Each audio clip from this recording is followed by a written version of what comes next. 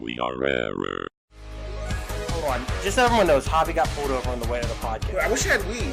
Thank God I didn't get pulled over. I was Oh, sure dude, I was weed. so worried about that. I was like, dude, watch this be the day that he actually brought some fucking weed with him. It was like, oh, gonna be here for a while, fellas. No, she was super fucking cool. Was she Wait, hot? whoa. No. Was she hot? Oh. No, but I made her laugh a lot. Okay, time out. Would you bang her?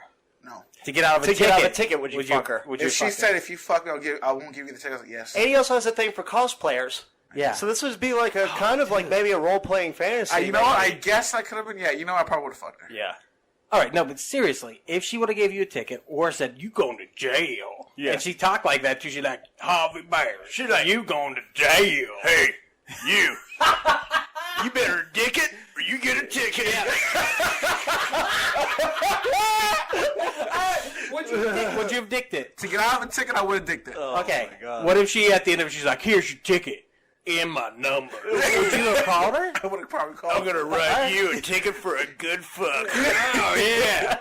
And then you show up and you're like, I'd like to pay this ticket. I'd like the ticket. I believe I have some fines I have to take care of. And she just pulls out the whip. Dude, but The seriously. taser and the baton. Yeah. Oh, dude, what if she stunned you? Dude, I probably would have been panicking had she, done something like that. What if she made you suck her dick?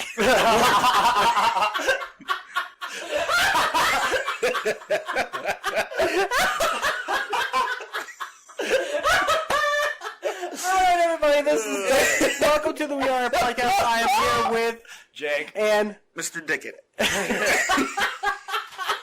don't lick it, you get the ticket. what is the We Are Podcast? It's a podcast we talk about movie news, entertainment, where the fuck we like. And we're gonna talk about the movie news.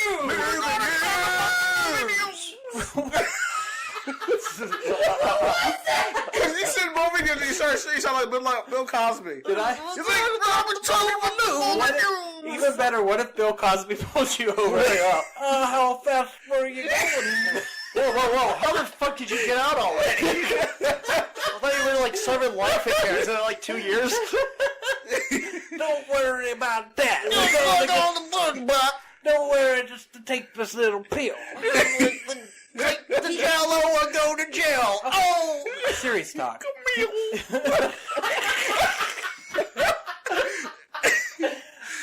Seriously, did he do it? Him? Yeah, do you guys think he did it? He's in fucking jail for it, I bro. know. But do you I think think he did it? Yeah, I do. I think he did it. Alright. I do. But it's like Jim Jeffries But also, said, you as know far what? as rapes go, it wasn't that bad. We all know that OJ cut that bitch's head off and he got out. Dude, I saw scot-free. the video. I mean, Yeah. the pictures of that. Did you see the pictures of that shit? That was gruesome. On that Netflix documentary about OJ, which is fucking amazing. I think it won an Oscar. By the point they built it up and it showed that, I literally was so sick and bothered by that. I can't get that image out of my head of seeing That's her fucked basically up, man. decapitated. Oh god. Yeah, It's fucked up. So yeah, don't watch that. Or watch it. Oh, you know what you should watch though? The John Stamos freak out at Netflix. Have y'all seen that? No. What? It was I Uncle think- Joey? Oh, no, Uncle Yeah, Jesse. Uncle yeah. Jesse? He's like, I'm John fucking Stamos. Like, seriously, I swear to God, we can pull it up right now. Do it right now, Hobbs. You Yeah. got the power. I give it to Jake. Yeah, You got the power. Really? He shouted, I'm John fucking Stamos. Yeah. Uncle he did. Jesse It's get angry. so fucking Oh wait, good. Full House is on Netflix. Yeah, but he was talking about them making fun of his brand, the Stamos brand. Oh, he's got the brand. What the fuck? Yeah, I want to see a John Stamos. Oh, it's good. Did you ever see the Brad Williams thing where he talks about John Stamos being terrified of midgets? It's fucking amazing. No, but I tell you what, I know people that know Brad Williams. I've worked with him before. We all have. He was doing a celebrity golf tournament deal, and this chick, she thought he was Wee Man. Yeah. So she fucked him. Oh yeah. And then this other chick was like, that's not Wee Man. And she's like, yeah, he is. She's like, no, that's not. I fucked Wee Man. That's not Wee Man. She shows a picture. Brad sees it and goes, yeah, that's not Wee Man either. That's such and such. We all kind of know each other in this midget community here. So she fucked him. She thought that she fucked Wee Man, but both of them thought they were fucking Wee Man, but he was just Brad Williams the whole time. But it was a different little person that the other one fucked. Holy Lied to shit. her. Yeah. Brad Williams probably gets laid all the fucking time. The imp at the improv. You know what's funny is when he came through the improv, that was when that Louis C.K. was still on the back wall, and that was right after that whole shit happened. Yeah. And he kept busting jokes about it. And what was it, a week or two later, Louis C.K. came down off the wall. Yeah. Fucking brand, Yeah, get it, John Stamos! Oh, look. It's so good. Stamos don't fuck around. What do you mean he's not available? Philip John fucking Stamos is here, okay? You want to make fun of me? My brand? My fucking brand? My 30 years of show business? You want to make fun of me? Huh? Look at me. Look at me. You know Stamos brand? He didn't Stamos brand like this asshole did and use it as some Man, bud. bullshit. I work my life. What the fuck?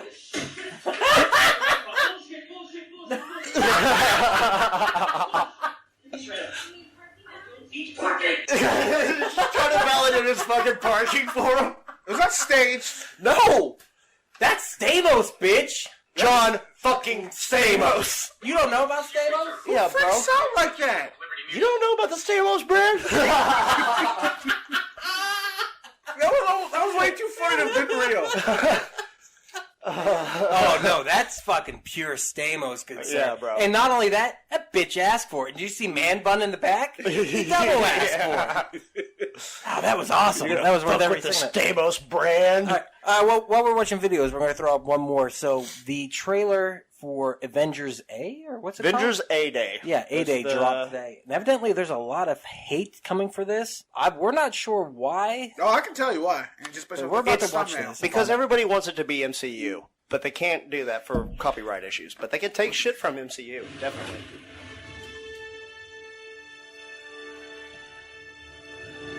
Yeah, I think you want to make all the monies, you get the likenesses for the people, but I think that costs a lot of money.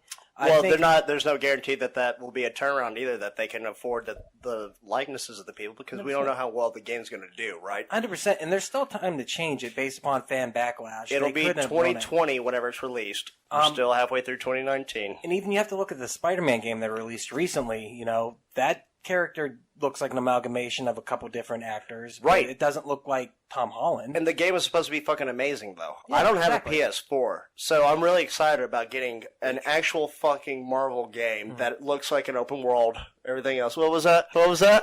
We could just play that back. Oh, come on, go Right, ahead. right, Like you said, I don't have a PS4. I was like, bitch. Uh-huh.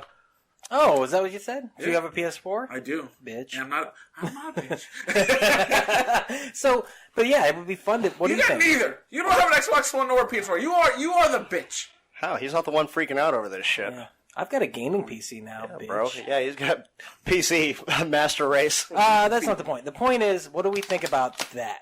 Which we just. I'm saw? excited. I want an open world I'm not Marvel Avengers game. I got sucked into that. I don't know about think it you. looks good. No, not me. I'm more excited for the remake of Final Fantasy VII next year. I'm excited about that too. It was pretty dope. But I mean, who but it could hasn't go- already played it? And they could go the way of Resident Evil 2, where a lot of people didn't like the remake. And the same thing could happen with this Final Fantasy VII. So remakes can go a lot of different ways, but it's big money right now to do remakes. And that's Well, why yeah, people- they're about to do a GoldenEye remake with the Unreal Engine also. They've also already done a GoldenEye remake. Yeah, for the Wii. Yep. It came out a long time ago, and it was fun. Yeah. But it wasn't GoldenEye. GoldenEye has a time and a place, and it is nostalgia at its best. It's the first time True. you could sit down and play an FPS with your friends and kill each other in an arena, other than Quake, which a lot of us didn't get to play because we didn't have the PCs to play it. Right, But but- I played a shit ton of Quake on Dreamcast, and I fucking love Quake. Yeah, Quake is dope. And I'm a huge fan of GoldenEye. Any other videos we want to check out, seeing as E3 day? Do we want to watch the Cyberpunk? Cyberpunk 2077 looks Let's fucking check dope. out this Keanu Reeves surprise that came out of nowhere. If you haven't seen it yet, he's going to be in a game, and there was some synergy where he showed up at E3 on the stage, and people flipped their shit. I've already got a great Over Neo. GIF with him in it also. Somebody yelled out he was breathtaking, and he's like, "You're breathtaking," and everybody's like, "Yeah!" And then everyone in the crowd died. Yeah. Why is he so awesome? I don't know, man, but if you go on like Imgur or Reddit right now, that's all you fucking see is how he's like the greatest person ever. He didn't pull a John Stamos. That's all I know. I don't think he ever will. And you know what? Even if he does, I'm totally fine with it. Keanu fucking Reeves is here. The only thing that doesn't sell me on this is that this is going to be an FPS. I really wanted this to be third-person open world. Like, it's going to be an open world RPG first person. The graphics are through the roof. That's insane. It's looking. based on Blade Runner, you know, the whole design and aesthetic. Wake the fuck up, samurai. We have a city to burn.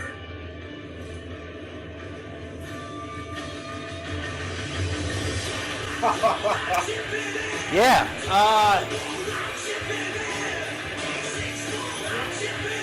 featured on Xbox One. That's what that game is meant for. Yeah, so bitch. fuck you with your stupid fucking PS4, fucko. I am more than 100% behind that, and I'm not gonna lie, that might get me to buy a next generation console. So that was fucking awesome. first thing I thought whenever I saw it, and apparently most of the internet agreed with me, Johnny Mnemonic. Uh-huh. Yeah. Because It could be like a spiritual one, and also just the whole premise and everything. They're loading up chips and data through their fucking back of their heads right here. Like, I mean, maybe it's a spiritual sequel to it. Who knows? What I was wondering if it was a Kojima. Oh, first of all, Jake brought it up while we were watching it. The Love, Death, and Robots, that has got to be the same people who did the first episode of that. It And the has last to. episode. Has to be. That Last episode was so good. Yeah, And if you haven't fuck watched yeah. Love, Death, and Robots yet, definitely check that out. Season 2 confirmed also. I can't wait. Secondly, I was wondering if it was Kojima who did Metal Gear, and he did one of my favorite games of all time called Snatcher. And if you've never heard of Snatcher or played Snatcher, if you can find a way to play it, aka emulate that son of a bitch for the Sega CD, it is one of the best cyberpunk adventures you will ever play. It is a blast. It's basically Blade Runner, like we were talking about a second ago, but it's a different version of it where the bodies are actually skinned, and the skin is taken by the robots, and they wear it. Oh, wow. And it's a murder mystery. You begin the game playing your partner as you go to join Junkers, which are the people who chase down, they're the bounty hunters for the Snatchers, the robots that are taking the skin and acting like the people. His partner gets killed. In the first scene of the game, you go to this warehouse, this abandoned warehouse, and when you find him, his head's been twisted off and it's sitting in his lap. Whoa. And when I was 9, 10, when I played this for the first time, scared to death. Did they turn this into a movie? Because it needs sounds like to it's be. already been, it feels... It is a movie, dude. Play that game. It's one of the best. If not, you can watch the full playthrough online. But it is an experience, and it's a point-and-click adventure is basically what it is. You have a series because you literally are a detective. So you have to find out how your partner got You killed. have to interrogate people. And you have a little robot sidekick whose name is Metal Gear. He's just a smaller version of the Metal Gear robot from the Metal Gear games. And it's an amnesia storyline. It's so fucking good. It's one of the best So it's games like Metal ever Gear made. Memento. No, it's its own thing, dude. I'd say it's like Blade Runner. Okay. That's what I describe it. So supposedly this is an RPG, and it's actually a sequel to a pen and paper RPG. Yes, from the 80s. Cyberpunk 2013 and Cyberpunk 2020. Which I thought was funny, and I was going to ask. I've actually bought that manual before, way before I played D&D. When I was shopping at Goodwills and stuff like that, I found that, and I think it was 3 different ones, but I bought all 3. I just lost them along It the is way. a sequel to it. That's so fucking cool. Yeah. That's it's pretty cool. dope. I mean, you got to look at things like Fallout. Fallout came from a pen and paper RPG. Right. And eventually that became a series. That's where they get the GURPS thing from and all that It just stuff. fucking bothers me that it's fucking first person, man. I wish it was third person. But there's so much outcry about this that there's still time that they can give a third person view. Well, look still at, have like I said, Fallout yeah. 3. Fallout 3 is technically third person and first person. You can choose. Well, it's the same with Red Dead Redemption 2. Yeah. BioShock is a game that's all first person, but man, that game will fucking... It will pull you in. I think BioShock is one of the best. First person. Because that's a shooter. But there's something to be said about actually being through the eyes of the character and having the story happen around you, because you can literally become that character. And so I think it does make a difference. It really does. So I think that works. Even Metroid Prime. There was a lot of complaints about Metroid Prime before that game came out. Yeah. Because there was never a Samus game where she was in the first person. And boy, were we wrong about that. That game fucking rocked. All right, let's get to some movie news. Movie news! No, you got to do the Willy Wonka. Oh, that's nerdy news where I do that. Yeah. I'm sorry. That was just the one time. Movie news! Widdly I don't even know, dude. I live for the Whittly Wah. It literally makes me happy. All right, so not a lot of movie news. Just a little bit before we get to our subject. Ghostbusters director confirms original cast has read the script. Yeah. And Sigourney Weaver has also confirmed 2 out of the 4 Ghostbusters who are still alive will be in the movie. That's already Bill Winston Murray. and Ray. No, Bill Murray's already on scene. They've already got photo of him Yes. in suit and everything. So, for real. Yes, they got Venkman. And there is a Fat Man on Batman where Kevin Smith is talking to Mark Bernardin about this because he talked to Jason Reitman before that, and he's like, "I'm pretty sure I wouldn't do that movie unless Bill Murray was there." And he kind of goes, like he said something wrong, and it's just like basically confirming that Bill Murray's going to be in it. But I think that, there's also, they do those things just to make it seem like they slipped, but they I'm didn't. telling you there's right a lot now, of... it's gonna be so fucking dope to see. I'm guaranteed that farm that trailer was in is Ray's farm. No, that he had to take out a second mortgage just to get the firehouse in New York. Ooh, Yeah. Javi, dude. good That'd connection. be dope. Yeah. Also, Bill Murray has said that the only reason he hasn't done a Ghostbusters 3 up until now, and he just said this like today, the money. They never offered him the money he wanted to do it, and that's the only reason he hasn't done it so far. Yeah. And they... Well, at least he's fucking honest. Yeah. Yeah, the money wasn't fucking right. Dude, I know we talked about it before. That documentary, though, on Bill Murray, that last scene where the guy's playing the piano. Oh, my God. Good. Did you get to see that? Yes, I did. I watched it. What I like about Bill Murray, like... What you like about Bill Murray? For certain directors and certain writers, he doesn't give a shit about money. Oh. Like Wes Anderson, he did fucking Rushmore for $20,000. Right.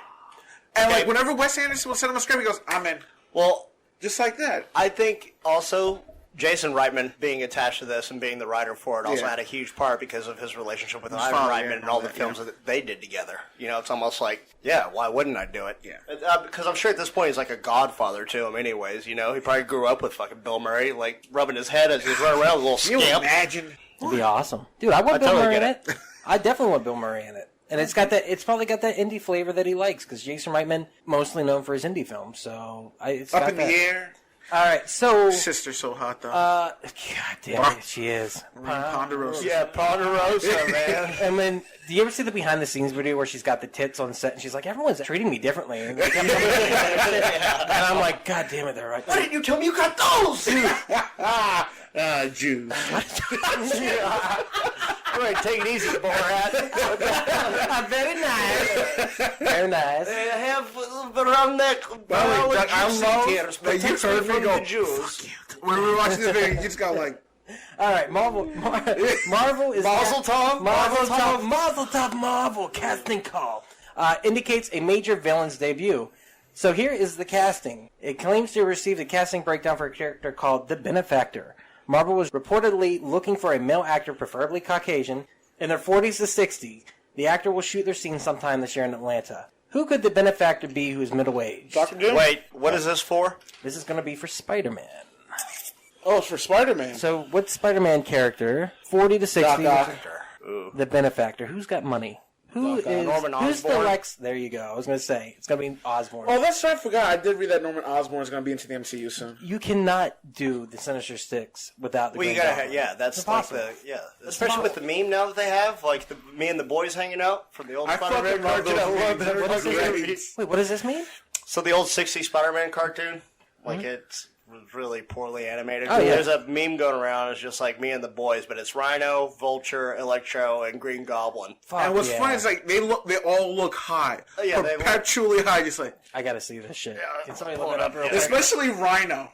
And it's fucking epic. He's like, ugh. I definitely want to see the Sinister Six. I think that's something we Like, definitely need. And why else would you do Mysterio if you're not going to do the Sinister Six? Like if you look at the Rhino from that Sinister Six, I can see Seth Rogen making a pretty badass Rhino. Really? Yeah, just like Just a 'cause he's stoned out, stoned? just like a stoned out looking Rhino. So like that thing is like everywhere. It's like me and the boys doing something. They'll Photoshop them in front of like me and the boys go to the zoo or whatever else. Like Yeah, I like that. This is good. Oh, that's fucking sweet. Did you guys hear about the X-Men Fantastic Four crossover movie that they were supposed to do back in 2011? Is it maybe the same guy that made all movies? Well, here's the thing. Fox had control at that time of X-Men, Fantastic Four, Daredevil, and I think one other property. Deadpool. And they decided when they heard the Avengers was coming out, they were going to do their version of the Avengers and try to do a crossover.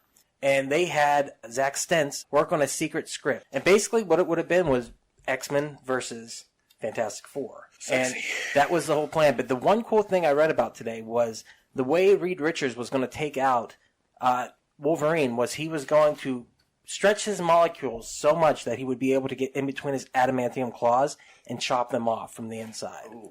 I thought that was kind of cool. But it never happened because eventually they lost Daredevil and then X-Men. It would have been the X-Men from the Tim Story series. Right. And it just wasn't well received. And I think this was shortly after Rise of the Silver Surfer came out. How would you guys have felt about seeing X-Men versus Fantastic Four?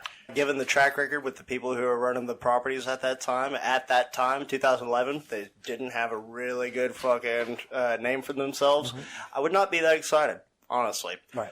I feel like it'd be overkill. 2011, that was Avengers. Yeah, it was Avengers. Yeah. Yep. So, And that was the whole point. I mean, yeah. So after seeing that, and then knowing that they were making that, try to compete with that, It wouldn't work. yeah, it would have fucking tanked like Trank. Maybe they, oh dear, nicely done. And they were planning on doing the same thing with Josh Trank's Fantastic Four. I want to see a director's cut. I do too. Trank Fantastic Four, give us because Trank. apparently it was supposed to be fucking the shit. He got to film most of what he wanted, but he was still fighting them, and then he was cut out of the editing They took out process. so much of it. And also. then they refilmed a bunch of it. But that's why I won't watch that version of the Fantastic Four. I will Still wait, yet to see it. I will wait until they do. Mouse Teller? Yeah, I will wait Yeah. until they can do a director's cut of that. Same thing with. Justice League Snyder cut. I'd love to see Snyder. They're cut going at to do this point. that. I think We they talked need to. about this. There's money Whenever to the be made. DC, they're going to release it on the DC streaming website. I think there's money to be made there. Oh, did you hear that DC's like completely shutting down the DCU online thing? Yeah, I did hear about that. It's like, what the fuck? Yeah, already. It's only All the like- shows are gone. Oh no, yeah, because they canceled fucking Swamp Thing already Yeah. after one Constant- season. Doom Patrol. The only thing that may Titans? survive is Titans, and that's a big fucking I maybe. think a lot of people are trying to lobby for Netflix to sweep in and pick up Swamp Thing, depending on how well this one season You does, know what? which would be fucking amazing. I actually think you guys just put it in perspective. 100%. I bet Netflix is buying out the Warner Brother thing because of the Disney-Fox merger, along with pulling to Hulu Yeah, they and got pulling Hulu to now. their own app, which, honestly, I don't know if Disney Plus is even going to happen now that they have Hulu. right, because they that's would just make it one service. they could just put that into one Yes. service. But maybe Netflix has went to Warner Brothers and We'll buy said, the DC WB because properties. if you go, and I know it's not just my Netflix. If you go to anyone's Netflix, what always shows up on the top of that? Flash, Supergirl, Right. and Arrow. And I don't care whose it is. Those are always touted, and they're highly watched on Netflix. And they're going to lose so many properties whenever the Disney actually does release their streaming service. They're gonna lose gonna like lose half their 50%. fucking shit. Right. So that would be the most genius move ever if Right. they did that and just, all right, fuck you, we'll just make a super company also. It's a move even John Stamos could get behind. John fucking Stamos. Stamos brand. The Stamos And brand. look what Netflix did with like Jessica Jones, Luke Cage, God, Daredevil. dude. Jessica Jones season 3 is coming out though. No, I meant, but look what Netflix did with those shows. They could do the same thing for those fucking DC Agreed. shows. Tanked them? Did you see what they did with Iron Fist though? I don't count Iron Fist. I don't think that happened, Iron Fist could have been fucking dope. but it wasn't. I know. I bet it's you, horrible. but that's a power move. I bet you they do that. That would be 100%. fucking genius. That just makes a lot of sense, and I bet you Netflix is doing that, and that's a lot of original content. If you look at Star Trek Discovery, which is on Netflix, Nerd. it was all right, but there's a valid point behind this, and you're right. Number one, number two, fuck you. Number three, here's the valid point. CBS and Netflix worked together to pay for the first season of Discovery. But in America, it was only available on CBS, on the app when it first came out. Yeah, everywhere else, you had to get the CBS streaming app. everywhere else, it was international. After about 6 months, then it came to Netflix because Netflix paid for half of it. But Netflix was not happy with what the turnout for the product was. That's actually why they went in, and the showrunners got fired halfway through the first season because Netflix was pissed. So Netflix refused to fund as much of the second season. They still retained the international rights to that show. And so they still have season 2 that goes up on there. But they were willing to take a huge risk with Discovery. I'm sure they would be able to take that same risk with Warner Brothers properties, knowing the payout on the other side, based upon, like I said, Arrow, Supergirl, The Arrowverse. and Flash. Yeah, it's a huge payout. That's, I mean, people Like, they watch had, this shit. like Dark Horse, that's a DC property, right? A subsidiary of No. DC, I believe. Dark Horse- At one point in time, it was a branch off of DC. Now I believe it's its own entity. thing. What Netflix has coming to it really right now is Millar World. He sold all of his properties to them, so there's going to be a Kick-Ass show. There's going to be a Hit Girl show. There's going to be everything that he's created.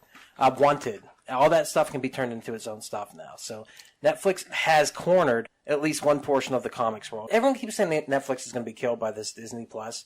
There's no way. I don't see it happening. Netflix is a staple. It's everything else is the wayside of these two. Yeah. Did you see how many Emmys John Stamos had to yell at in the background? Yes, individually he called them out. Yeah. All right, let's talk about Dark Phoenix international box office and how it won't save the X-Men finale. All right, over the weekend it made $103.7 million all across the world. The movie cost $200 million. You think between another $100 to $200 million to promote this son of a bitch. This is the last. It did not do well. We talked about the ratings for this movie are very low. You know what? And we watched that trailer and it had the clip with the Quicksilver scene where they're actually going to space and it looked fucking dope. And then they played the trailer. The music fucking fit the tone. Everything like it looked like it was actually going to be one of the better outings from them in a long time. And yeah, man, it's tanking. It's like tanking. hard. Yeah, it's tanking like Josh Tank again. Tank like Trank. Oh, tanking like Trankin. But we're going to talk about our history with X-Men and this film series and all of it after these messages. Yeah. Do you like vagina? Uh-huh. Then, boy, do I got a vagina for you. Ooh, mister. Get weird. Oh, no, it's not good. weird. It's just, man, we're just talking. We were just recording. We're staying on topic is all. So the topic today will be X-Men and our history with it. We didn't go see the movie. We wanted to see the movie. Well, me and Jake wanted to see the movie. And Hobbs did it rightfully so. And Javi said, I'm not going to fucking movies, you piece of shit. I'm not wearing my movie watching pants.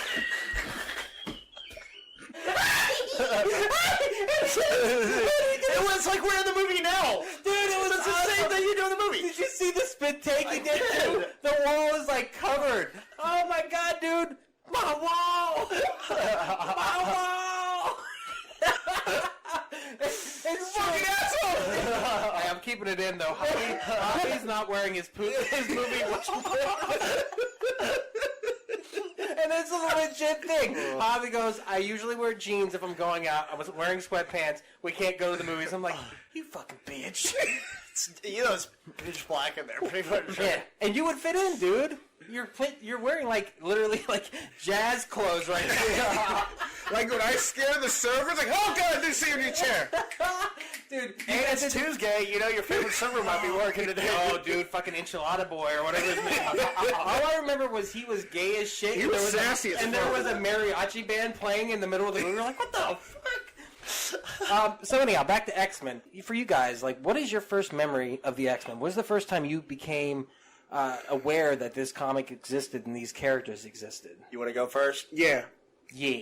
The year was 1990-something. Okay. I was about 5. All right. I always had to, thank for watching Saturday morning cartoons. And all of a sudden, Fox brought out this new show, 9 a.m. And all of a sudden, now, X-Men. Da-da-da-da-da-da. Da-da-da-da-da-da. And I was like, oh my god, this is the greatest cartoon I've ever seen. First episode. Still is. It opens up to fucking Wolverine and the X-Men going ham on some Sentinels. That's the episode where Morph dies. Yep. Because he dies in the very first episode of the series. And then Wolverine goes crazy. He's all distraught and shit. Berserk. Yeah. And it was just fucking. I was hooked from then on. Right. And I remember just really liking Cyclops. I don't know why he gets as much hate. Dude, what is it? And I'm going to say this in the nicest way. Indie emo people love Cyclops. Is it because he always gets shit on? I think so. Because I'm not even joking. Any indie emo person I've ever met loves fucking Cyclops. They're like, he's just the best. I don't know what it is about him. I don't think he's the best, but I always kind of like Cyclops also, and I know he gets shit on. Okay, so what's your first moment that you had with the X-Men? What's your first thing that you saw that let you know that it existed? Well, probably about 8 years old, and started getting into a little thing called Toy Biz. Action figures. There's a Wolverine figurine that had pop-out claws. He puts these little fucking things in on his forearms, and these fucking claws popped out. We didn't know what it was, me and my cousin, who's a year older than me. We started getting into comics, right around that point. And then on my 9th birthday, he gave me X-Men #1 by Gimli. So I get the variant cover with Wolverine and Cyclops on the cover. So I got to pull out fucking the full team on there where they're fighting Magneto, and then X-Men 2 and 3 with that. So that became my love affair with X-Men and Marvel Comics at that point. Yeah. I was like, holy shit, this is what the fuck I'm fucking loving right now. And from then on, yeah, it's just always been, I was a huge Wolverine fan, like most X-Men fans are. Obviously, he's the core of the fucking group. We've got the old reprint from 1963 after that. What, the original X-Men? Yeah, but as a reprint, had the fucking silver edge around the ends of it. And you can't play down how big the X-Men were in the 90s. Combined with the cartoon, combined with Jim Lee doing his run on that. The cartoon was based on the Jim Lee run. Even throughout the 80s, but really the 90s is whenever it hit hard. And I mean hard. Chris Claremont was the major writer for X-Men for 20, 30 years, something like that. He had like the longest run. Claremont wrote the best of the series. He did the fucking Dark Phoenix saga. He did Days of Future Past. Yep. That's what I'm saying. In the 90s is when it hit. And I will say, you guys hit it both. The Gimli and the cartoon and the toys. Those toys were unfucking believable. And yes, you're right, the cards. Because back in the 90s, those flares, man. Card collecting was huge. Those were also done by, no, not even the flares. The actual X-Men fucking first series cards were all done by Jim Lee. He drew and pinned every fucking person on there, the X-Force, even characters that you didn't even fucking know about, but these people have been in the Uncanny X-Men at that time, the lore. And they switched it up to where it was the X-Men Blue Team and the X-Men Gold Team, whereas the X-Men Blue Team was comprised of Wolverine, Cyclops, Rogue, Gambit, Beast, whereas the Uncanny X-Men at that time were Storm, Colossus, and like the B-Team members, pretty much.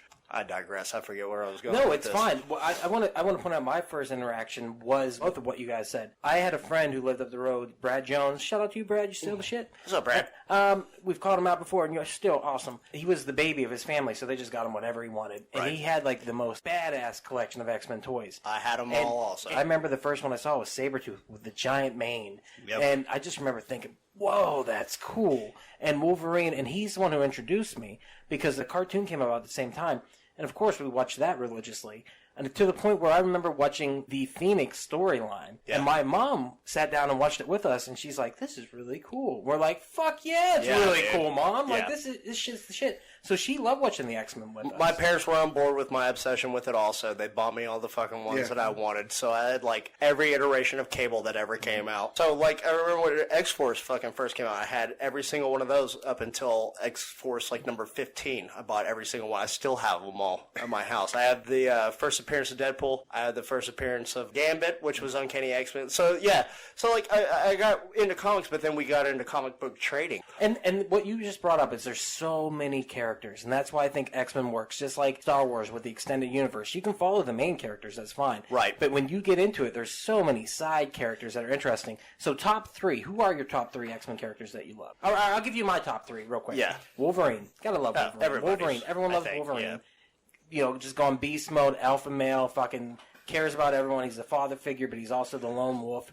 My second character... He's also relatable. He's like 5 foot nothing. Oh, yeah, and he's covered in hair. Yeah, he's the Robin Williams of the fucking... That would have been the best fucking casting, though, honestly. Robin Williams as Wolverine back in fucking early 90s. Oh, yeah. That would have been it. Williams could have killed that shit. I will say second favorite character would have to be Gambit, just because I loved Gambit back then also. Fan. I like the outfit. I like the head thing. I like the costume. It was about the appearance of him also. And what you could always do is you could always, just like Donatello, take that broom, screw off the end, and you could be Gambit like that because you had the bow. Yep, you got the bow staff. And how easy is it to find a pack of bicycle cards in your house at any given time? And then you try to talk with the Cajun, whatever the Cajun accent is. Mon ami. You gotta say mon ami and mon cher. Mon ami, come on. Yeah.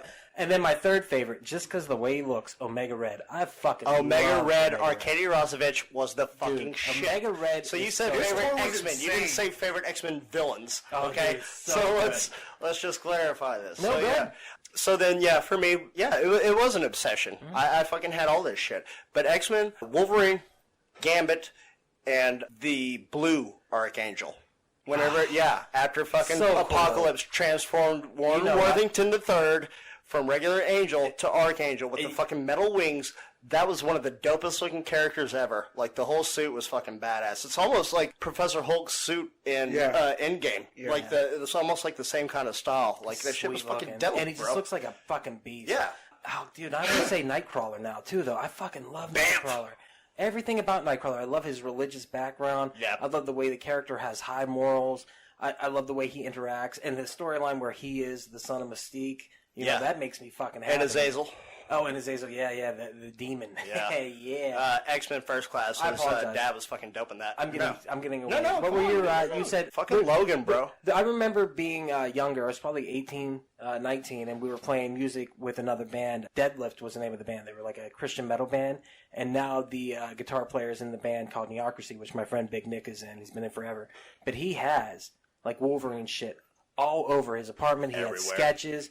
It was so cool to see somebody who was like 10 years older than me just being like, I fucking love this shit. So they used to have these comics called Marvel Comics Presents, and it was a 2-part comic. On one side, you had one comic, you flip it over, you got another comic. There was a run called Weapon X on there, which was the creation of Wolverine whenever he was being operated in Canada. And it's that classic 80s looking head. Oh, that he has dude, with the it was wires so and that. graphic, too, because So he was cool. fucking stabbing motherfuckers through the skull. They were on fire. He was on fire. Unlike the fucking second to last issue, he was fucking on fire, like completely bald, just burn up. Weapon X was the shit.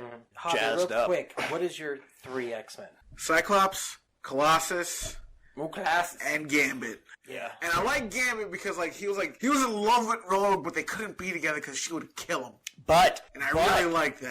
But they discovered he was immune to her powers because they actually kissed him, like X-Men number 7. Because he could Claremont absorb run. the powers, and wouldn't that Right, why? so that's another thing that I never got about Gambit as I got older. Like, why use fucking playing cards? Like, you could just could use easily... anything. Well, he could charge up a fucking mountain. It would just take him forever. Right. But, like, a baseball would take just, like, little time. Like, fucking throw those. That would cause more damage than a goddamn playing card. But right? doesn't play to his character, though. He's like a Louisianian fucking Yeah, he's a card shark. He's a Cajun. Card He's a shark. filthy, filthy Cajun. He is, man. I'm telling you about some filthy, filthy Cajuns. Oh, yeah, you can. Totally good. But let's get back to Weapons X in that storyline. And let's talk about the movies. Did they do that justice in the movies, you feel? The only movie that did any justice to Wolverine was Logan, and I think we all know this. The Wolverine Origins movie kind of touched on it. The opening scenes with him going through time, like living throughout this lifetime from the 1700s, fighting through all the wars and shit. That was cool. That was fucking dope as shit. That was pretty much it. Let's get into it. Let's start with our love of X-Men. The 90s was there. We grew up with it. It definitely was the Marvel property. People forget Iron Man, Thor, Captain America, the Hulk. No one At gave that point in time, one everybody gave a was like, fuck. who? Yeah, They were the lessers. What we cared about- Fantastic Four, Avengers were kind of a joke. Spider-Man always kind of... Spider-Man always They thought always held Spider-Man out. in the 90s, that always cartoon held was the out. shit. Always Yeah, held out. Todd McFarlane's fucking wrote on there, and I forget who the writer was for him, but that was always dope. Exactly. And then X-Men. That was the Marvel in the 90s. Yeah. That's what kept Marvel alive because people were buying X-Men left and right. So eventually, what we get is Blade, and Blade transitions into the first film that was based on a comic book that did any bang. And so that came out. No one really knew what it was, but everyone went to see it. You know, Wesley Snipes was the Snipes shit. was hot. That movie was fucking awesome. That opening scene at the rave. So they're like, okay, maybe comic book movies will work. Well, what do we have? And so out of nowhere, she's in that movie. Yeah, at the beginning, she is. Yeah, she's also in Zack and Miri Make a Porno. She's also in a bunch of porno. And she's also in a bunch of porno that if we watch, she might go to jail. Yeah, 'cause she was 16, 15. Blade does really well where they go, well, what do we have? And I remember when they first announced that X-Men was being made. And I was like, whoa, what? They're going to make a fucking X-Men movie? Because this was around the time the Phantom Menace came out. And I remember that being kind of tied in the back of my head. And all of a sudden, I'm like, I don't care who's directing. I don't care what's going on. I've got to see this fucking movie. So the next year, X-Men comes out. This is about the time where I get into reading Ain't Cool news every day. Yep. And I get into movie news to the point where, like, every morning when I woke up, I looked at the movie news, and I still do that every day. I go, what's in the movie news? Moviepoopshoot.com. Oh, dude, all of that shit. That's basically what it was. That's what he was making fun of. So the movie comes out. My friend Jason Steiner at the time, he goes, you want to go see this movie? I was like, fuck yeah, I want to see the X-Men. Let's go. So we end up in the movies. I'm like, this is awesome. It was great. I was blown away by X-Men. I was like, this is everything I want. It's Wolverine. Like, the first cartoon, they did Jubilee, but they did Rogue in this, but it kind of followed the same thing the cartoon did for the first episode.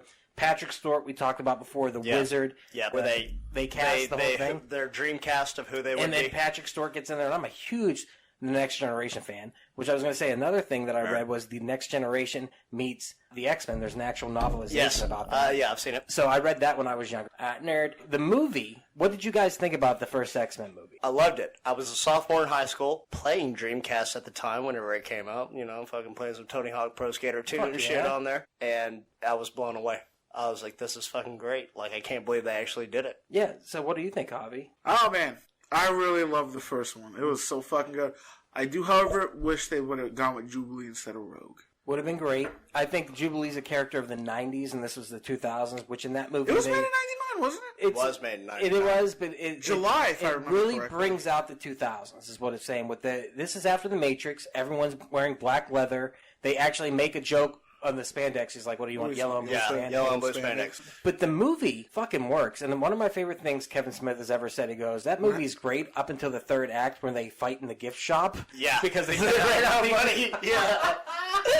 But it's kind of true. so good. That third act is kind of like, what the fuck? But there's so many things that happen in that movie. Magneto, just, turning the guns against the police. Yeah. That was a badass. Whenever... I can't stop them all, Charles. Yeah, and then at the end, whenever Wolverine's like, what do you want me for? And he's like, why has it always got to be about you? And I was just like, holy shit, that's so good. I've watched that movie so many times. Okay, yeah, and that opening scene where he's cage fighting with that motherfucker. Oh, fuck yeah. Yeah.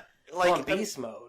God damn, dude! And Like they nailed the tone. Yeah, honestly, a gritty remake of the cartoon, essentially. And they don't fuck around because that opening scene where it happens in Auschwitz, that's fucked up. That literally is with the him pulling down the stuff. And the callback that they did in First Class, also from the same thing, right? It was fucking amazing. The exact same scene. But X2. Yeah, let's just get into it. X-Men 1 was good. It set up the characters. Everything works in that movie, excluding Halle Berry as Storm. She sucks in that movie. Everyone knew it. Everyone saw it. Fuck her. What happens to a Toad when he gets struck by lightning? Yeah, that's the dumbest shit ever. Okay, yeah, why the fucking Toad, man? Thank you for pulling that. Goddamn Darth Maul is fucking Toad? Like, are you kidding me? I never understood that goddamn character. You know what? It was fine with me, but at the same time, fuck that. Toad has a wicked tongue, Senator.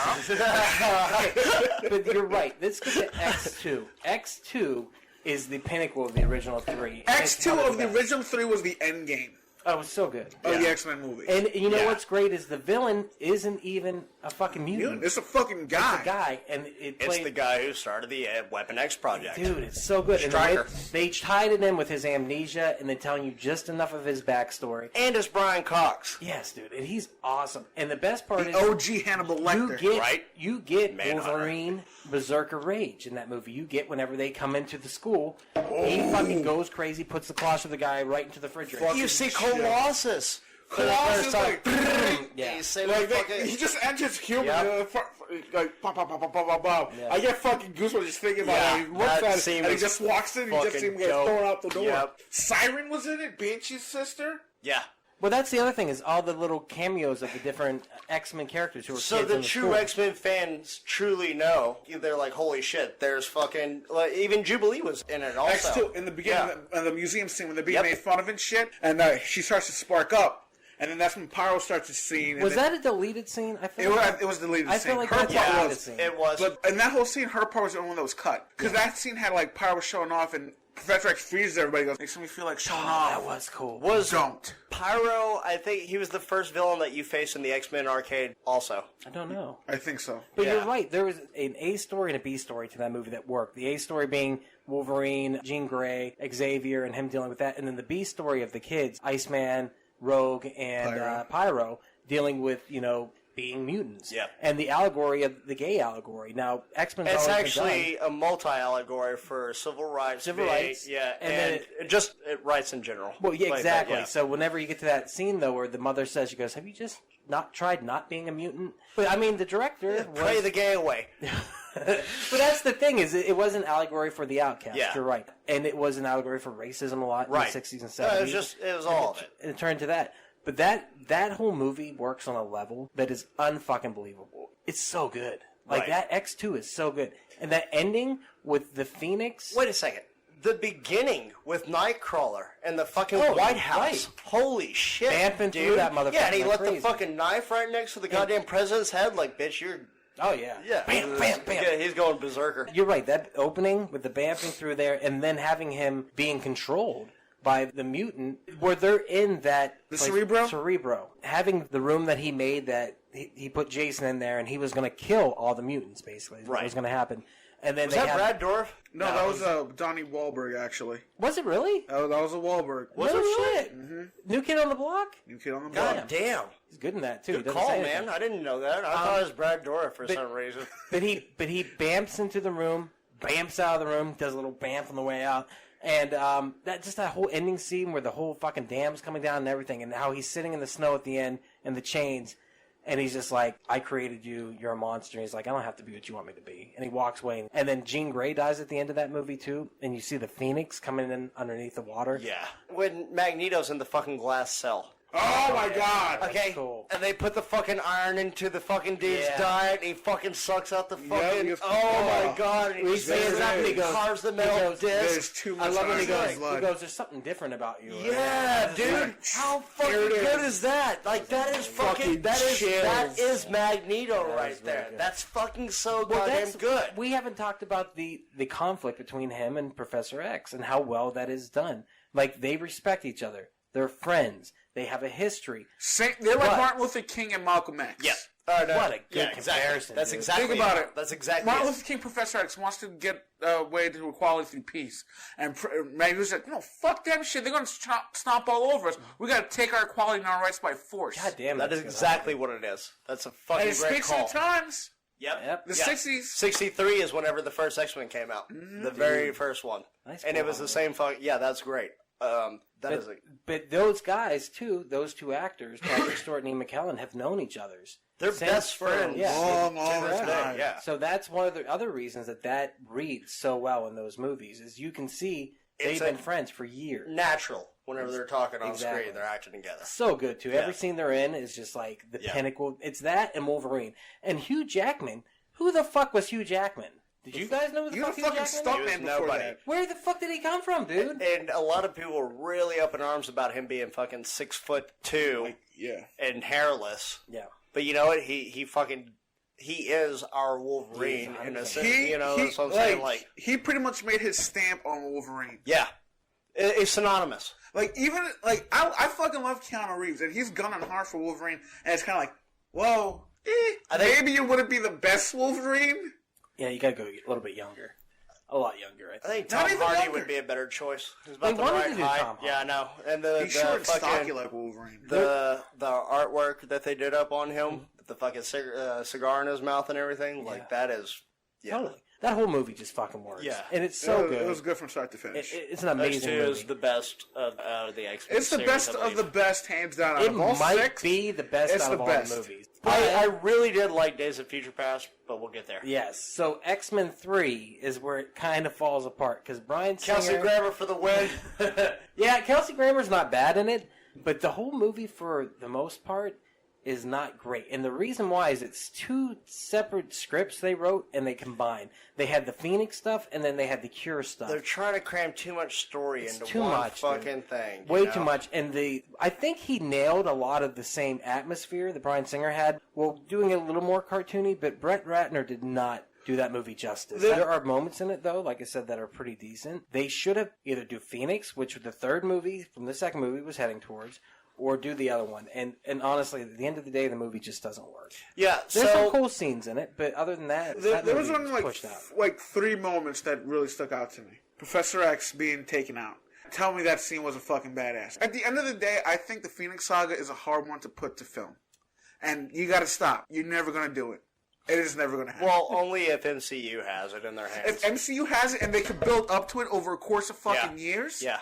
maybe. But if you're gonna have like 3 movies, you're gonna finish off with a Phoenix Saga, get the fuck out. You should lose your Well, job also- immediately. We get a solid 3-year run out of MCU on X-Men movies, and they build up to the Phoenix Saga. Like, I'd say, tear the whole X-Men franchise down, fucking start up, build it up MCU style, have certain phases that eventually build up to Phoenix. Right. In this movie, this version of it doesn't work. She mostly just stands around and looks angry and anorexic. That's all she And does. I'm like, okay, and they're like, if this doesn't work out, we've got our secret weapon back here. It's like, well, she's not so fucking secret. She's standing right there looking like the Crow and shit like that. Right. There are scenes in the movie I like. I like that Cyclops goes back to the lake where she dies, or That really bummed me out dam. that he He got does done at in the so very fast. fucking beginning. Yeah, he gets offed. And I mean, that was that because he went and did Bryan Singer's other movie, Superman Returns, as the cuck? And he still got fucked over in that one That also. one too.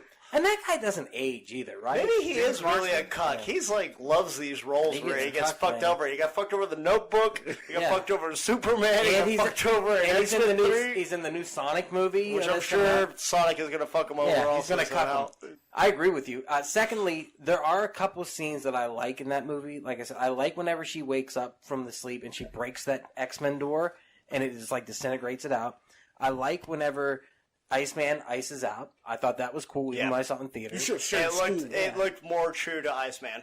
I like that a lot. point. And then the third thing I do like whenever he's coming at her at the end, And she's That like, scene is badass. she's pushing like all that power towards him, and it's like disintegrating Wolverine's flesh off him. You can see the Still adamantium. fucking charging. I was like, that's cool. Yeah. But it wasn't earned. It was a cool looking scene, but it wasn't earned. Unearned. The Juggernaut, bitch. I wasn't against it. Juggernuts! It wasn't against it, but it was not the Juggernuts. Yeah. But, But I love that they actually paid homage to a fan Video. creation. On YouTube in the early days. Exactly. One of the first YouTube Oh, the videos. motherfucker's looking at blood. Yeah, I like that. Motherfucker, I was a hairstylist and I knew strip I'm the Juggernaut, bitch. I did like that. At the same time, I understand why people don't like it. And Deadpool 2 did a much better version of Juggernaut, who looks like Juggernaut. The Juggernauts. The motherfucking Juggernauts. I really enjoyed the scene where she took out Professor X. There's something I really like about how everything just goes still, and he just like turns to Wolverine. Yeah. I think just we all... and then Magneto goes, Charles! And it kind of shows that Magneto really did care about Xavier to a great deal. So was like, oh, fuck. He's like, my girl, what the fuck did you just do? Right. Like I said, if you would have focused on the Phoenix, and that Phoenix shit would have worked. And then you got this cure thing in there. Famke Janssen. Oh my Yeah, God. that was like the hottest bitch in the fucking mid to late Dude, 90s. the So like, that was faculty? great. She did great and Remember in everything. the faculty? Goldeneye. Oh, yeah. Oh, yeah. Whenever she's killing everyone. She's got legs for days. Oh, for days. Oh, God.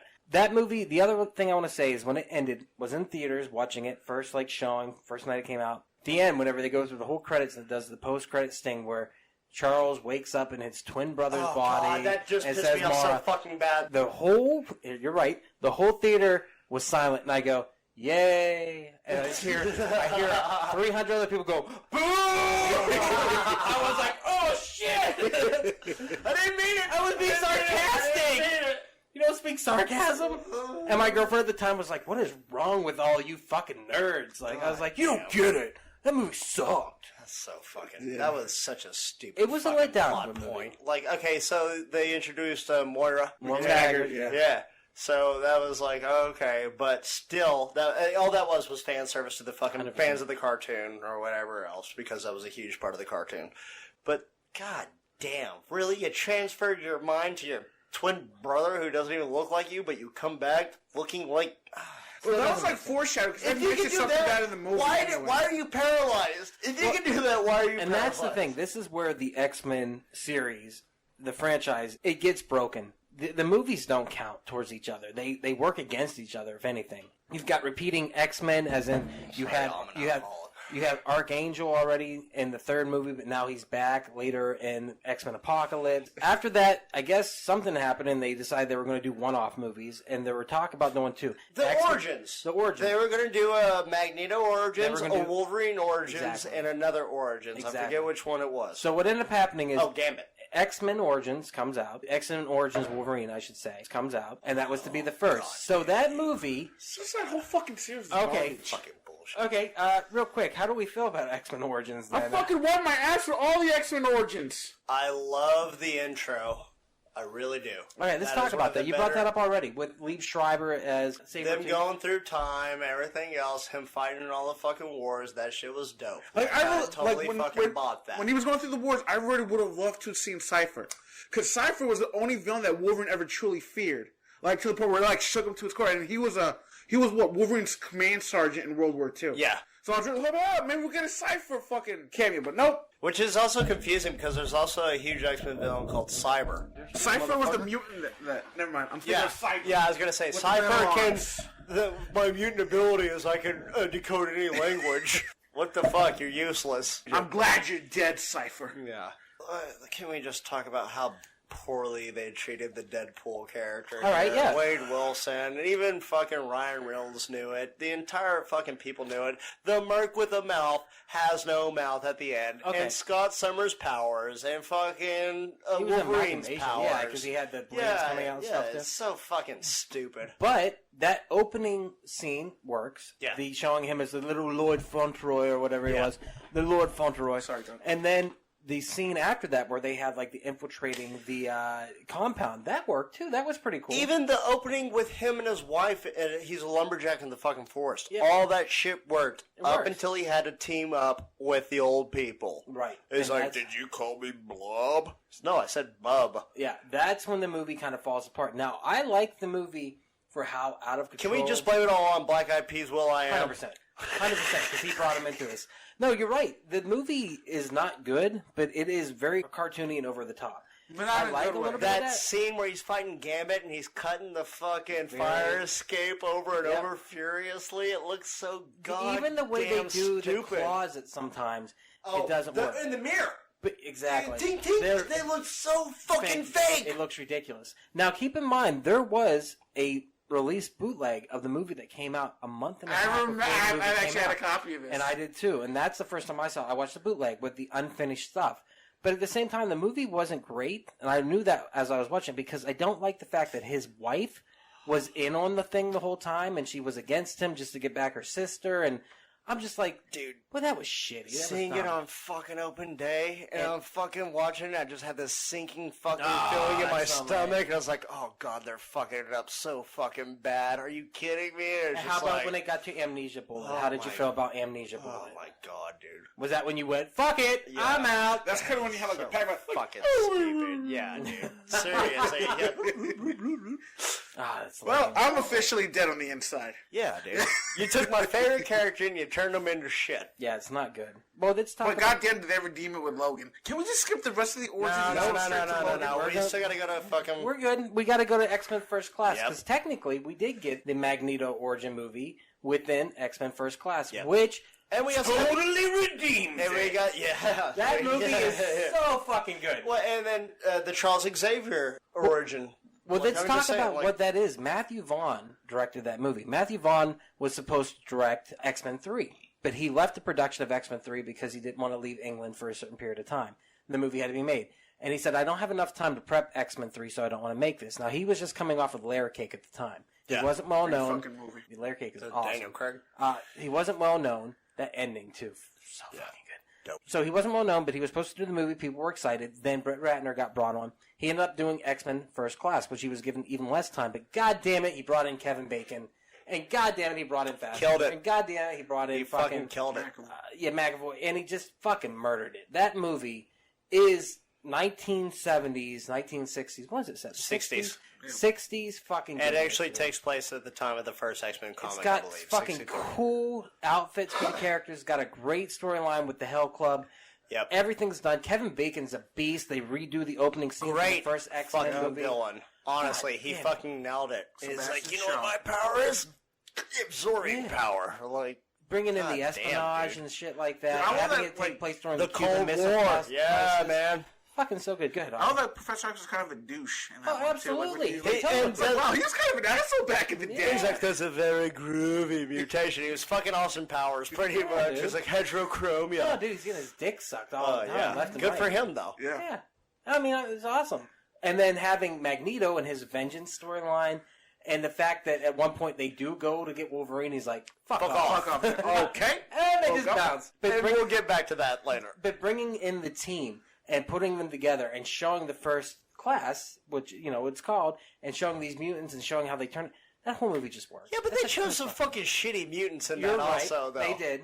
Because when they got Havoc, they got... Havoc was awesome. was Okay, so here's the deal. Havoc is Cyclops' younger brother. Yeah. These movies, he's his older brother, I think. Are you serious? Yeah. Yep. Yeah, he is. 63, bro. Yeah. Come Who on, else yeah. did they do? They did Banshee. They did Banshee. What was Darwin? Darwin. That is one character that should have lived. That, I think they could have done a lot with Darwin.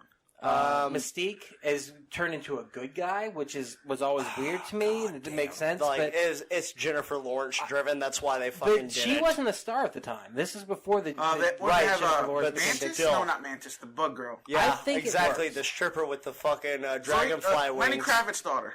Yeah, Zoe Kravitz. I want to say Wasp, but No, I want to say Wasp also. That's what I was going to fucking say. It's Angel, I believe, is what they fucking think call so. her. So that movie works, though, doesn't it? It does. My favorite I can scene still, yeah. in that movie is the end with the coin. where he puts it through Kevin Oh Bacon's my god. fucking head. Okay, so no. The first scene where Magneto hunts down the fucking Nazis in fucking Buenos Aires. Oh, yeah. Yeah, That was dude. awesome. Yeah, fucking laughing, drinking. I just remember it being a badass, like he's calm, It was an he's actual cool Nazi and stuff. knife, but I think he shows them the numbers. Yeah. And that's So that's because that he shit. sees them, a picture of them on the boat that says some fucking German name. Yeah. And he's like, "Oh yeah, is this you?" I was like, "Yeah." He was And just like, a badass. yeah, dude. He was just a total Michael badass. Fassbender was a really Oh, good yeah, Magneto. and the way they play that character is fucking Yeah. unbelievable. So that shit was fucking dope. But yes, the end scene where he fucking pushes the coin through his goddamn head, that was... Oh, it was awesome. It was super violent, and Charles is screaming no, and he just fucking does it. It's so good. No, Charles wasn't there at that point. Oh, No, he really? was actually freezing Shaw. Yeah, He could have let that go, like, oh, I don't want to be part of this. Yeah. But no, he was like, he kept him still. Yeah. And he was just like, oh, you're fucking dead now, boy. Okay, well, that movie's good, but I think... But he was freezing everybody. He didn't know he was freezing Shaw. Like, So that movie buys it back, and we're excited to see the series again. yeah, dude. Then, the next movie that comes out is The Wolverine, after that. So The Wolverine is the sequel to Origins. Okay. Wolverine. Can we skip to So How do we- I read the not yet. Wolverine comics, and there was the part where he went to Japan and he fought. Silver Samurai. Yep. And his daughter, fucking Lady Deathstrike? Yep. And she had adamantium claws, also like him, on her fingers. Which was in the second movie. Got to mention That the wasn't big Lady fight scene. Deathstrike. That was... That was Lady Deathstrike. Was though. it supposed to be for It real? was. Yeah, it is. Yeah, it was. Okay, I was going yeah. based off the cartoon, which... did you ever see Lady Deathstrike saga in the cartoon? Yeah.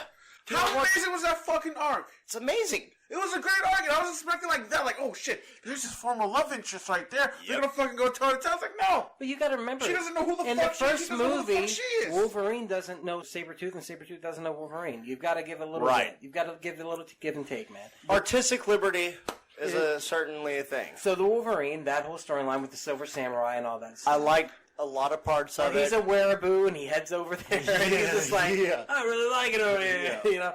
And then, oh no! I'm Wolverine. I don't have my powers anymore. that What movie- the fuck is this movie then? I think this movie works up until the third act where the giant robotic Silver Samurai comes in, which makes zero fucking sense. No. But everything leading up to that really liked. I also like the Matrix-style tracker they put in him that he has to rip out on the operating table. Yeah. It also reminds me of the scene in Prometheus where she has to do the alien Oh yeah, abortion the or alien whatever. abortion. Yeah, Yeah, dude, fucking that shit just creeps me out. Like you got a character who has to rip something that's alive and killing them out of them. Out of them. Woo! That's fucking crazy. So that works. I liked the teaser at the end where she gives him the briefcase and you see the fucking Wolverine uniform inside the fucking Now suitcase. that is also a deleted scene. but that was cool. And if they would have done that, which we have damn to it, bring dude. up, they Why never had they did it. never once fucking done this? We need to see the Wolverine costume, and that speaks volumes to Hugh Jackman's portrayal.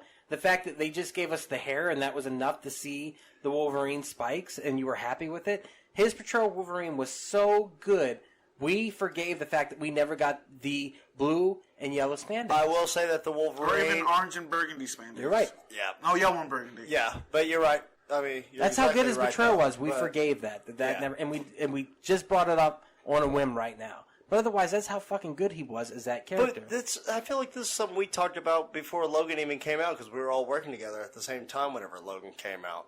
Yeah. We were at improv. We talked about Yeah. this shit. I was like, look, dude, I just hope they put him in the uniform one time. Yep, we talked about That's that. all we That's all we need to see. 100%. Well, this time, the Wolverine was so-so, but then we get X-Men Days of Future Past, which I think is on par with X2. I think- really like Days of Future I am a Past. huge fan. Oh, Future Past. Okay. Yeah, bringing together the original cast from the first three movies, and then bringing together the first class in these characters. And supposedly this was going to be the third out of them, but they just skipped to it. They're like, well, let's do this because it's going to make $1 billion. It's a retcon.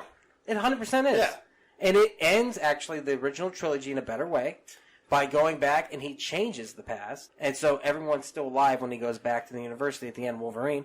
And also at the same time, it creates just a great storyline. The only thing that does not work in that movie for me is, why is Mystique trying to kill the president or whatever that was? The midget? Why is she trying to kill the Because they had a fucking Travis, right. is Okay, who it so was. because at that time Jennifer Lawrence had become so big of a star for the Hunger Games and everything else, and from her breakout role in First Class, that they're like, oh well, this is a money draw right here. So they had to write her in. They had to make her a main character, and It doesn't work. She's She's a minor fucking character in the comics. Nobody gives a shit about fucking Mystique. She's fucking Nightcrawler's mom, and that's it. She can fucking morph herself into whoever she wants. In First Class, she was good. Everything after that, she kind of does not have the same charisma. It seems like she doesn't. Oh, she's trying to kill trash. She's like, this guy's gonna build a killer weapon in space. But this movie does become giant. This movie gives us what we've been wanting to see forever. Sentinel. What did you guys think of the Sentinels when you finally got Bro, that fucking scene when the Sentinels went ham on everybody, that was heartbreaking. I didn't like seeing my boy Colossus get ripped in half. I didn't like seeing Sunspot get his arm chopped off and then his head cut off. I didn't That was like fucked up. the future Sentinels, but I liked The old version of the Sentinels? the original Sentinels that fucking goddamn Peter Dinklage. What the fuck He's is a Trask. Bolivar Trask. Yeah. Oh, Bolivar Trask. Yep. Which is funny, I like yeah. those Sentinels. Those looked like more true-ish to what we've all seen. How about the time travel aspect of that movie? Well, I mean, that's the Days of Future Past comic right Yeah, there. absolutely. But, I mean, obviously it's Shadowcat that goes back instead of him. Yeah. But either way, I think it works. Yeah. It really does work. And I think that's the fun of seeing that movie, is seeing him get to interact with the younger kid. Well, whenever he wakes up, and he's like, because of these. And the bone claws pop bone out. claws, He's like, what the fuck? Yeah, exactly. That was so good. Yeah. That was awesome. And the whole movie is... And he goes back and he talks to fucking Professor X whenever he can walk because he's taking heroin, I guess. And he's like... Which is downright bizarre. Yeah. He's just like... Cause And he's like, I'm going to tell you the first thing whenever you saw me. Fuck off. Like... Yep, it's the callback to the Yeah. first movie, and he remembers them. I also like, and we all love, the best scene of that movie, the Quicksilver scene. Oh, yeah. That was fucking amazing. That was unbelievable. And it's Evan Peters from American Horror Story. I want to know... So good. I was thinking, how did Magneto not realize that I was his kid? Because he even mentioned, does, according yeah. to my mom, my dad was a guy that was really good with metal or magnets or something. That I is think he mentioned knew in it. the I third think movie. he was just trying to get confirmation. And keep in mind, that's the X-Men Apocalypse when we get to that. So this No.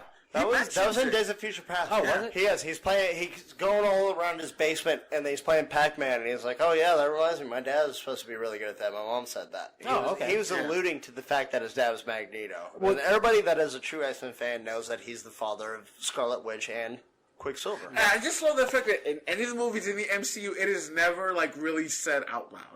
Well, you That can't. Magneto is, like... They can't say it. They don't have the right to the character until Right. now. Really? Yeah. Yes, God. that's why they could use him in Avengers Age of Ultron. Well, initially, Quicksilver wasn't going to be in X-Men Days of Future Past. That character was put in there. That was more of a Because- fuck you. That was a fuck you to Avengers. It really Age was. of Ultron is what it was. Originally, they were going to use the Jiggernauts. That's who they were going to get him out of there. Was going to be the Jiggernauts. But because they were like, oh, here's a good opportunity to Which use also this character. is Charles Xavier's half-brother. Or stepbrother. Okay, stepbrother. either way.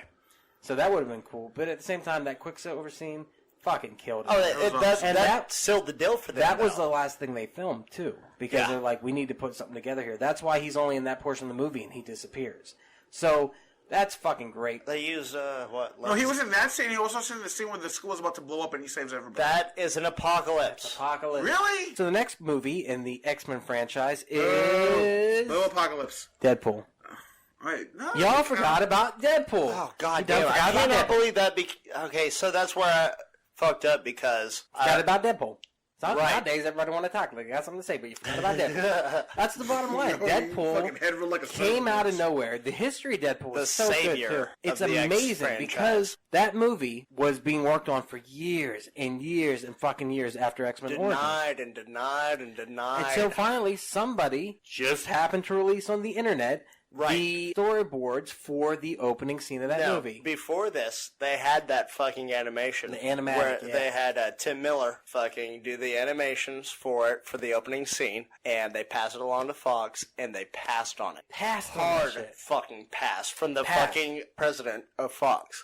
It's like, nope, we're not gonna fucking do it. Somehow, Just somehow, quote unquote, it ended up on the YouTubes. and everybody ignited. Unbelievable. I fan remember reaction. watching it the first time I it do fucking too. came out. I was like, fuck yes! Did we watch that together? I think we did. I did. Yeah, I think we it was did. in the We showroom, watched wasn't it? Either that or at the house. Yeah. And remember, we were just like, holy Yeah, dude. fuck, Like, this is awesome. Why are they not making this right fucking now? Out of nowhere, boom, gets greenlit. Yep. That movie comes out Valentine's Day.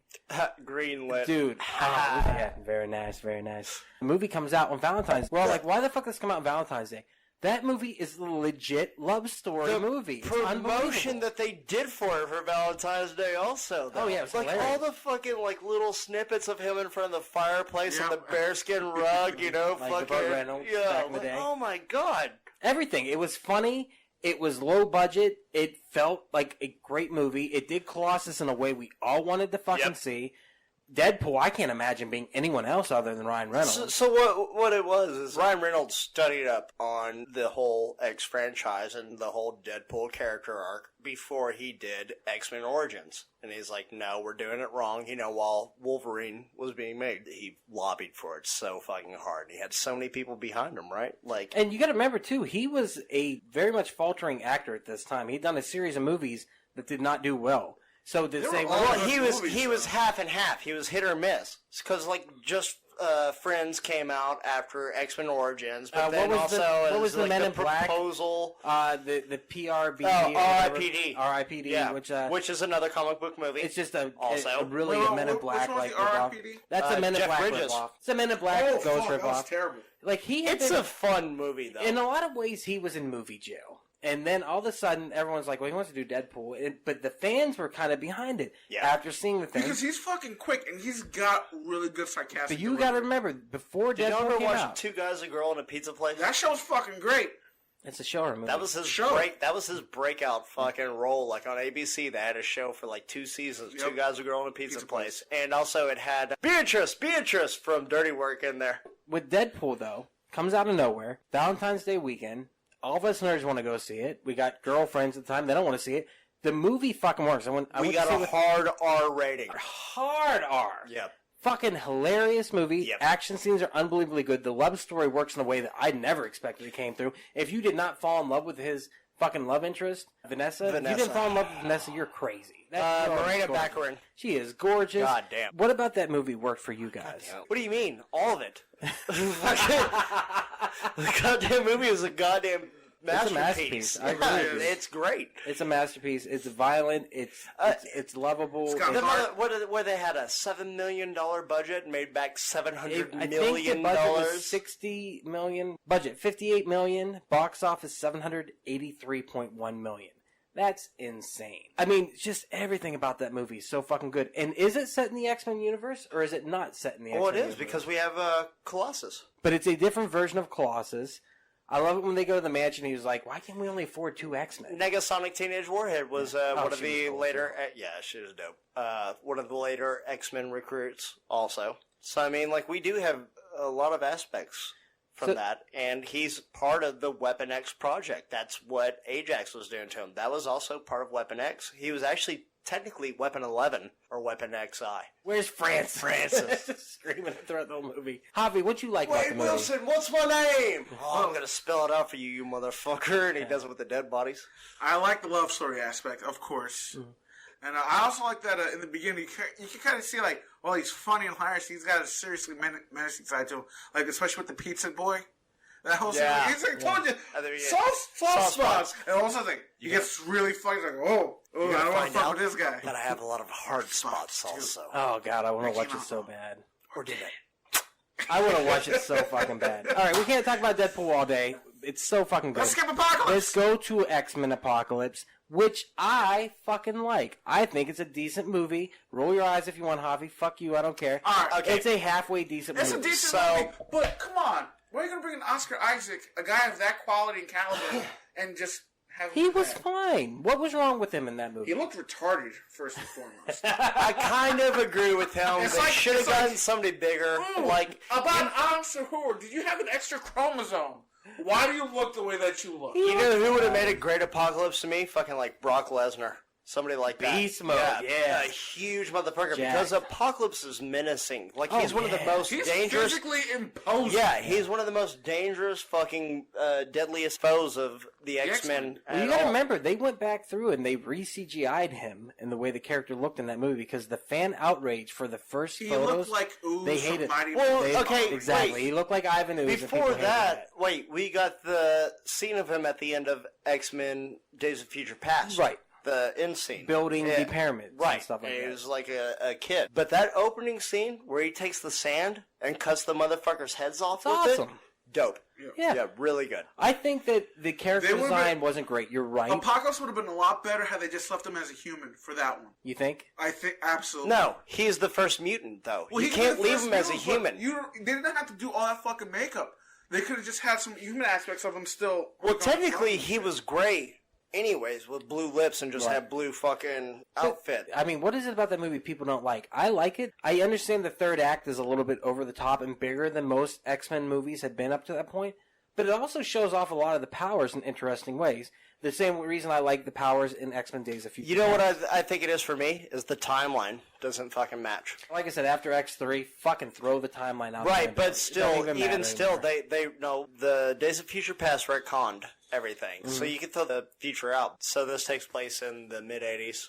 You're right. They did the weird skip thing where they went from the 60s to the 70s and Days of And they Future Past all to look the the 80s. fucking same. They look the same age. Yeah. 100%. You're right. It doesn't match up. That's kind of what threw it off for me. 100%. Like, you've got to throw that out and go, like, there's no way this will sync up with the eventual late 90s movie that they made, early 2000s movie that they came out. Well, I mean, it's like, and we're still uproar about this now about the new X-Men movie. Right. Magneto. How much he has aged since 2000. Yeah. That's what I'm saying. If you do, like, this next movie, Dark Phoenix takes place in even 93 or whatever, Yes. and then 2000 came out, X-Men the original. How did he go came from out being... 6 years How did after he that. go from being Michael Fassbender to To Ian Ian fucking McKellen? McKellen. I'll tell you how. From- Heroin and crack. He did a bunch of that crack. Yeah.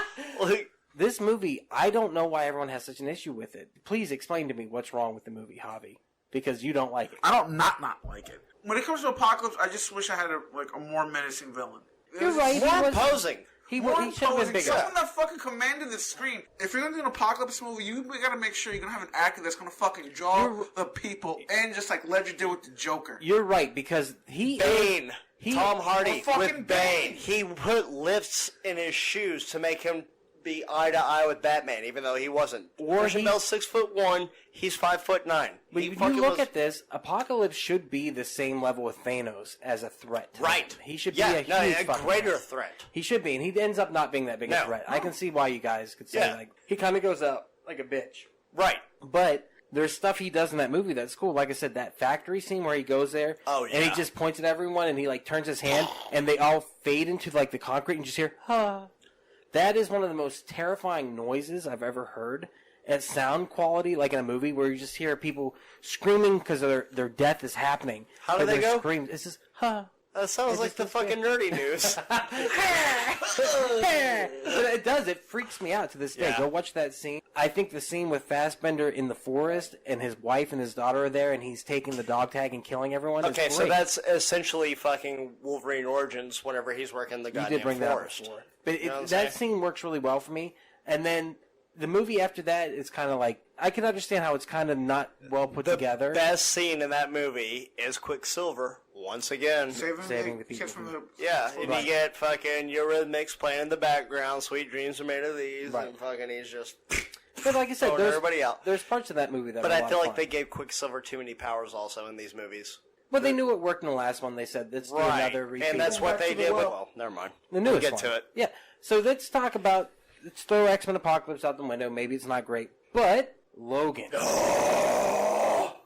The very reason we've had all these movies so fucking back good. to back. Finally, to back. justice is done. Wow. Rated R.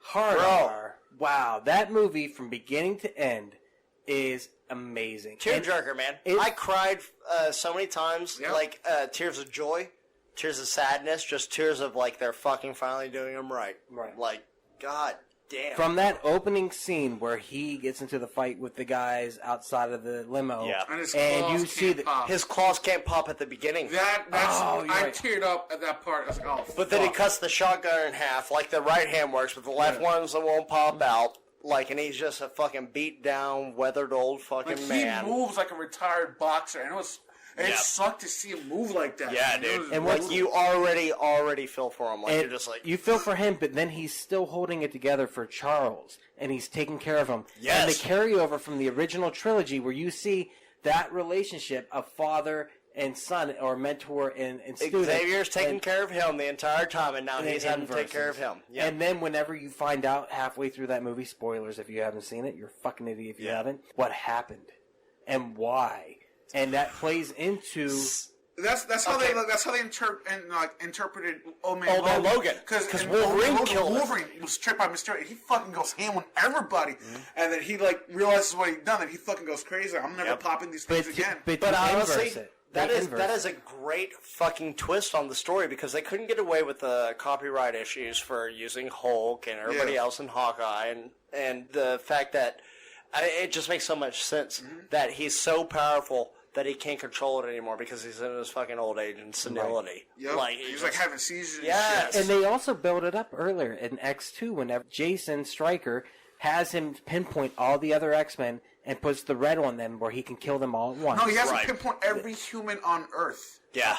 Was that what it was? It was. It was all the humans. He was doing the mutants first because Stryker wanted to kill the mutants. Then they switched it over to the humans. But here's what I'm saying: is they built this up. Okay, they showed a pass to that, and then to show that it actually happened, where Professor X took out a bunch of the mutants, and he can't remember any of that. That's terrifying. That came to fruition. Now, whether this movie exists in a parallel universe, a parallel future, it doesn't matter. The whole scene whenever they take him to the fucking hotel, and Charles is having the fucking seizure. Oh, and he's moving in slow-mo, and everybody's seeing him. Their eyes are moving in fucking real time, but everybody's moving slow-mo, and fucking Wolverine's just pushing through through the fucking head. Like everybody else is just oh my frozen. God, It was damn. awesome. I want to go home and watch it now. I do. I know. I love that movie. And So, then to have the clone show up out of nowhere. The young clone. X-24. Roberto? Dude, are you kidding me? Even It's, God damn it. I want to say Robert for some reason. I think that was I think it's clone's Roger. name. I don't know. Or Bert or something like that. He actually has an actual name. It does. Oh, you're talking about the Wolverine clone.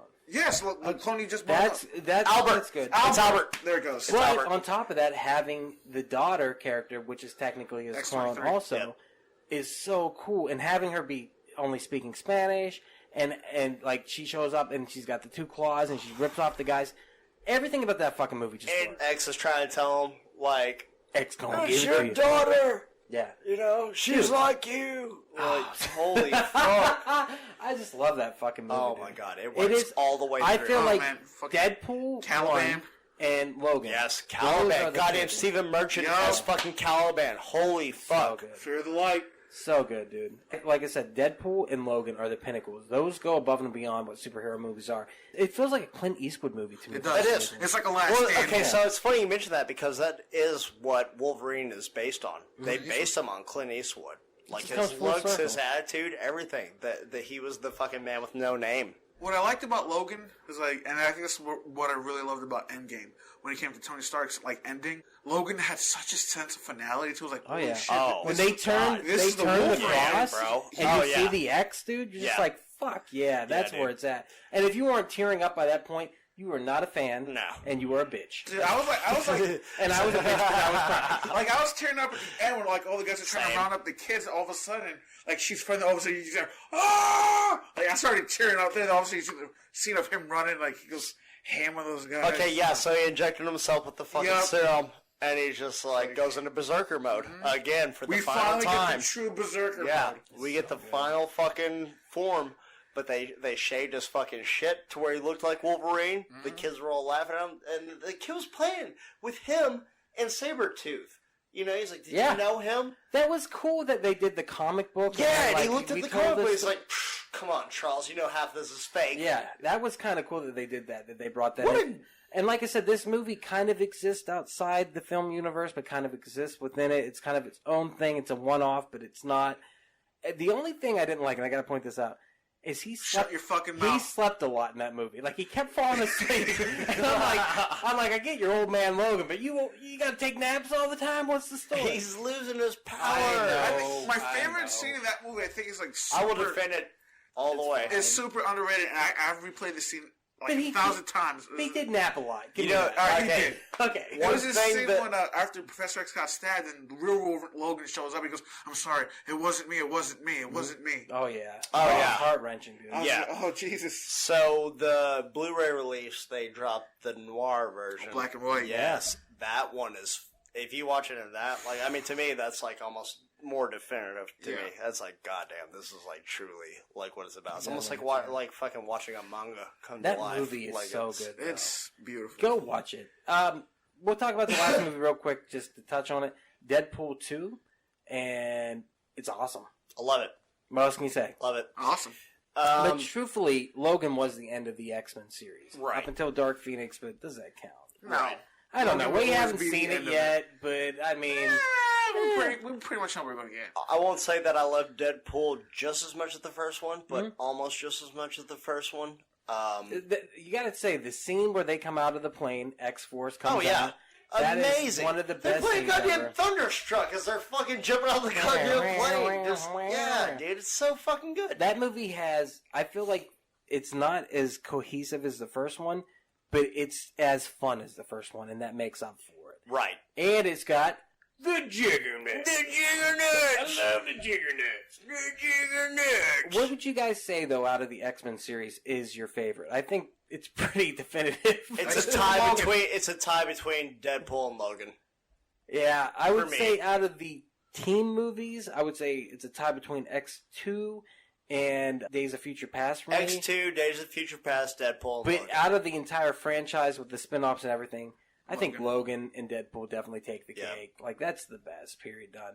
Well, and I like how at the beginning of Deadpool 2, he addresses that where he's like, that motherfucker Logan tries to go and shows me up and dying. Well, I'm going to die in this one too, you know? Like, So good. but he doesn't. Fuck you, Deadpool. We haven't You lied. seen Dark Phoenix. That's fine. We'll see it eventually. What do we want out of the future of the X-Men?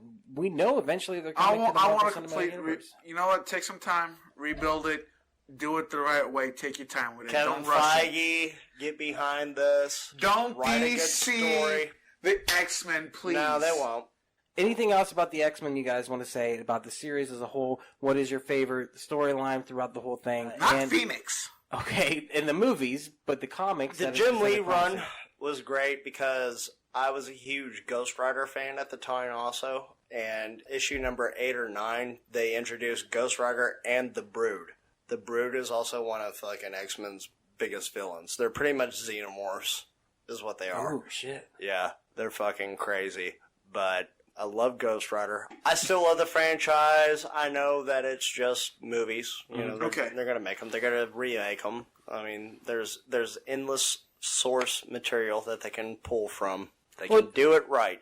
Do you feel like we need a 5-year wait? I think we need a year and a half, 2 year Maybe wait. 3 at most. Yeah, year and a You half, gotta 2 year remember, wait we're is still what I'm getting New thinking. Mutants also. New Mutants is yet to come out. God, I thought they canceled it. I know the movie's made, but we haven't seen a goddamn thing since the fucking trailer dropped almost a year and a half There's ago. rumors that they might just throw it to Hulu Or eventually. Netflix, either one. But there is a release date. I think it's April 20th of next year. 420. Yeah. Okay, for X-Men, leave out Phoenix. Stop going back to Wolverine. Go with something new. Bring out Phalanx. You know, do the Legacy Virus arc. Bro, we already talked about this. The Mojoverse. Oh, yeah. Mojoverse. Fuck yeah. Yeah. And here was our theory of how you bring Deadpool into the Marvel Cinematic Universe. You use the Mojoverse. You go into that world. You introduce the multiverses through that, which they obviously are introducing through Spider-Man Far From Home. Yep. And you bring in Deadpool from a different universe into the Mojoverse, and that's how you get him into your current And Marvel honestly, Cinematic Universe. Mojo was fucking terrifying. So good. And also, here's what And Mr. with- Sinister. Give us a Yes, proper Mr. yes. Sinister with the fucking Okay, Badlands and all that shit. alright, we've already got a teaser for that, for the fucking Essex Corpse fucking briefcase at the end of fucking X2. Like, we've already gotten the fucking teaser. Mr. Sinister is so fucking a great villain. I don't for want this that Mr. Sinister from Logan. I want, like, legit Mr. Sinister. The guy But that wasn't Mr. Sinister. That that was. shit. No, it wasn't. No, it wasn't. It was supposed to wasn't. be, and then they... No, it Yeah, wasn't. that They sounds retconned good. it. Yep. But either way, we also got Arkady Rosovich, a.k.a. Omega Red, in Deadpool 2. We see him in a fucking brief scene, but he's got the fucking Omega symbol on his forehead. That would be a great fucking villain to fucking play in. But our theory was, if you bring in the Mojoverse, you do kind of like a Thor Ragnarok thing where it's out in outer space. Right. You can tie in X-Men, Deadpool come from a different universe because that does work with the multiverse, and then you bring him into the Marvel Cinematic Universe that way. And then you just use Deadpool however you would use him. But that would mean that they would have to fucking introduce Longshot and Dazzler. Like, those would be the two main characters, though.